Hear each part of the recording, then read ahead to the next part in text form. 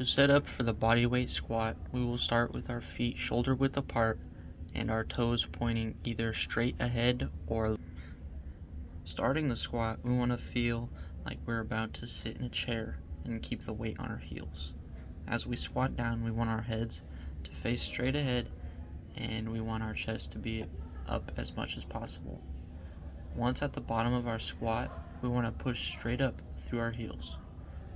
During our squat, we want our hips and chest to be moving at the same tempo the whole movement.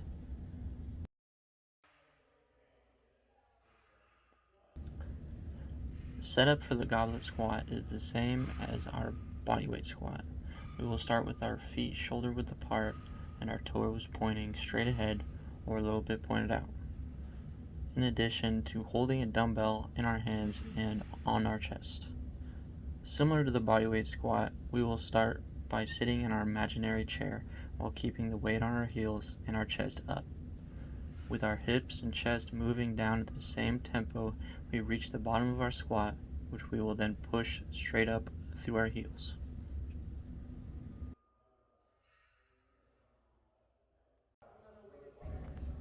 Back squat setup will start with setting the height of the bar to the same height as your collarbone. When under the bar, make sure you are in the center. Placement of the bar on your back should be on the meaty part of your shoulders, making sure it is not too high or too low. When unracking the bar, we want our feet together, shoulder width apart, and never in a lunge stance. Once we stand up, we take 2 steps back, making sure we are still within the safety bars to our sides. Similar to the last 2 movements, we want our feet placed shoulder width apart and our toes forward. Then with our heads straight and our chest up, we sit in our imaginary chair, keeping the weight on our heels.